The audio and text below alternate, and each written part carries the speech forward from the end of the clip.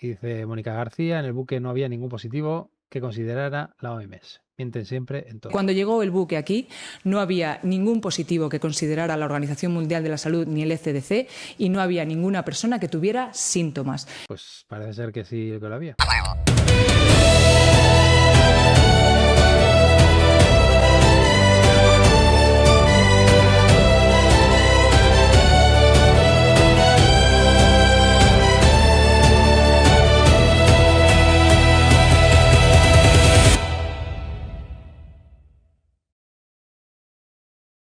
Buenos días, estas son las monoticias con el mono. ¿Qué tal?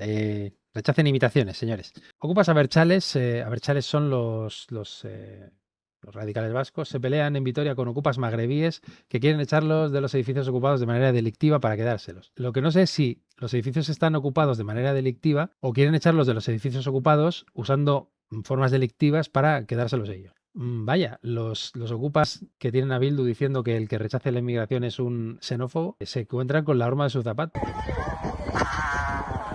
la policía, mira la policía, mira.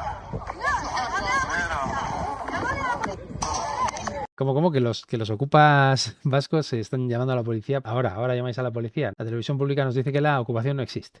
No existe. Estos se están peleando, pero no son ocupas, son gente que está por la calle peleándose. La ocupación como tal no existe legalmente. Hablamos de un movimiento social que ocupa casas vacías, normalmente de bancos, que ni se enteran ni denuncian. Si me preguntas... La ocupación no existe y luego te habla de gente que ocupa. Esa es la experta. Oye, te hago yo de experto, si no. Legalmente hablamos de un movimiento social que ocupa casas vacías, normalmente de bancos, que ni se enteran ni denuncian. Si me preguntas, peor es ser un rentista que un ocupa, ¿no? Claro, si te lo pregunto a ti. Pero si ocupas la casa de tus padres, ¿a qué opinas distinto? Me encanta porque te confluyen las dos cosas en lo mismo, ¿no? Por un lado, no existe la ocupación y por el otro, aunque exista, pues si no existe. Aunque exista, es que es peor ser un rentista. Claro, es peor ser un rentista que ocupar la casa de otro. Hasta que te ocupan la tuya. Entonces en ese momento ya dices, nada, a callar. ¿No? Pero lo que sí existe legalmente serían dos figuras, que es la usurpación y el allanamiento de morada, que en lo que difieren es en el bien jurídico que se protege. Por un lado tenemos el delito de allanamiento de morada, artículo 202 del Código Penal, que no... Vale, que lo que no existe es el delito de ocupación. Me lo invento yo, que lo que protege es la morada. ¿Quiere decir esto? Que nunca te van a ocupar tu domicilio, tu casita de vacaciones o tu tienda de campaña. O sea, como hay una ley que dice, a ver, ¿qué dice la ley? El particular que sin habitar en ella entrare en morada ajena o se mantuviera en la misma contra la voluntad de su morador, será castigado con la pena de prisión de 6 meses a 2 años. Si el hecho se ejecutare con violencia o intimidación, prisión de 1 a 4 años y multa de 6 a 12 meses. Ya, el problema es cuando se meten en morada ajena, sí que ya llevan un tiempo viviendo, se ve que están viviendo ahí, tienen además, son vulnerables, que ahora tenemos a 2 millones de personas vulnerables todas porque necesitan ese documento para regularizarse.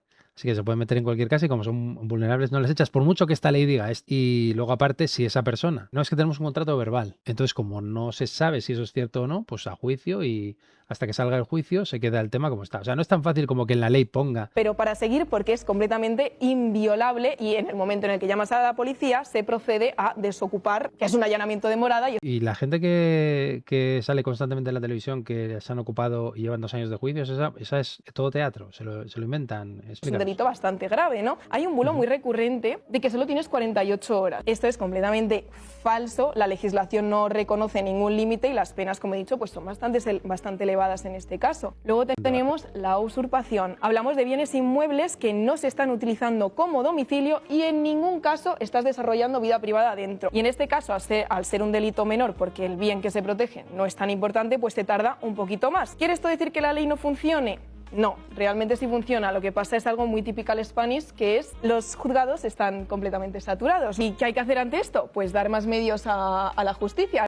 Pero espera, o sea, la ley sí funciona en la teoría, pero en la práctica, incluso aunque vayan a echar a tus ocupas, como están saturados los juzgados, te van a tardar, pues eso, 1 o 2 años. Entonces, al final, ¿de qué te sirve? Si hay problemas con la vivienda en este país, no pasa nada. La 2 te saca un reportajillo diciéndote lo duro que es generaciones atrapadas en la precariedad.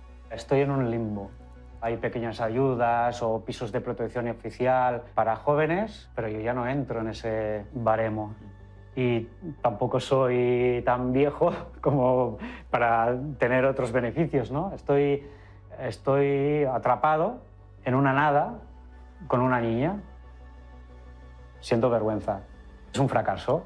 Tengo 44 años y aún no tengo casa propia, aunque tenga trabajo, y es como no triunfar en la vida, no... Dice Chino de China, tienes 44 años, no tienes vivienda y lleva gobernando el PSOE desde que tenías 36. Une puntos. Está ahí. No es un fracaso, es que o sea, ha llegado un momento de locura que es imposible. O sea, un momento de el dinero cada vez vale menos, las casas cada vez valen más y es evidente que no puedes llegar. Una persona sola pues lo tiene muy complicado. A menos que eso, pues que tengas un... Pues sí, si hubiera triunfado, pues sí, si tuvieras un trabajazo que ganases 20.000 euros al mes, pues sí. Otra cosa que tampoco existe, aparte de la ocupación, bueno, no sabía nada de esto, nuevo copago en medicamentos. Novedad principal, los trabajadores con renta inferior a 35.000 tendrán topes de aportación en función de la renta. O sea que va a haber un copago. Bueno, copago ya hay realmente, porque tú ya el medicamento pagas una parte, no pagas todo. O sea, se supone que la novedad es que meten un límite para que por mucho medicamento que compres no puedas pasar de 8 euros si cobras menos de 9.000 al año. Venga, vamos con el Hartavirus. Lo que dijo este experto en Horizonte 4 es una eminencia en su campo. Lo dije yo, triste mortal que usa el sentido común, la misma mañana en boca de todos. Eso lo dijo Pablo Cambronero. Cabo Verde podía haber hecho exactamente lo mismo que hizo en Canarias, puede que hasta mejor. A ver. Lo que se ha hecho en Canarias se podía haber hecho en Cabo Verde, porque no había una... No sé por qué no se ha hecho. A lo mejor las autoridades caboverdianas se negaron en rotundo a que se utilizara el aeropuerto. Es que no lo sé. Pero aquí en Canarias, ¿qué es lo que se hizo? Se cogió el barco y se puso primero en el centro de la dársena y luego pegado al muelle. Se bajaron las personas primero en lanchas y luego caminando. Se subieron en una guagua que la llamaban burbuja, pero las puertas estaban abiertas y las personas, los embajadores, cónsules, incluso el personal sanitario del ministerio estaban allí, pegados en la puerta de la guagua que estaba abierta. Lo que se ha hecho en Canarias. Pues bien, a ver, en cuanto a lo que dice Carlos, pues evidentemente las capacidades de Cabo Verde no son las de España, es evidente. Pero también digo, desde Cabo Verde se evacuó en un avión medicalizado a un ciudadano de Países Bajos. Y lo que se ha hecho en Canarias, es simplemente bajarles del barco, trasladarles en autobuses, que creo que en Cabo Verde debe haber alguno, y llevarles aviones medicalizados. Para mí, en mi modestísima opinión, las capacidades de Cabo Verde son más que suficientes para hacer la misma operación que se hizo en Canarias, porque no hace falta tanto. Ya lo estamos viendo. Si hubiera sido que se hubiera montado un hospital especial o si en Canarias se hubiera atendido en unidades aisladas, pues lo hubiera entendido, claro que sí. Pero en este caso, Cabo Verde podía haber hecho exactamente lo mismo, porque solo hacía falta una pista de aterrizaje, autobuses y EPIs. Nada más. Es que no se ha hecho más nada. Eso es lo que recomendó la OMS. Y eso es lo que se ha hecho desde Canarias, que se podría haber hecho perfectamente en Cabo Verde, en mi modestísima opinión. Pablo, millones de... Pablo Cambronero es diputado antipaguitas. Buen título. La OMS, cuando el ébola, no es la primera vez que la OMS monta un laboratorio de campaña. En el ébola lo hizo en África y en otras ocasiones. Es decir, y tienen uno de esos, tienen unas maletitas con sus baterías y con sus tal, sus cosas, se meten en un avión, te sueltan y van un par de especialistas y sobre la marcha se ponen y lo hacen. Eso no es la primera vez que se hace. Eso se hace, se ha hecho. No es nuevo, no me estoy inventando cosas. Los laboratorios de campaña. Y hay PCR isotérmicas, es decir, a temperatura ambiente que se tienen los LAM y los tal, que tú adaptas los primers y los colocas y lo puedes hacer incluso a temperatura ambiente, sin necesidad de tener los cambios de temperatura que tienen los termocicladores. Es que hay cosas, es que desconoce la tecnología o lo que quieren es embarrantar.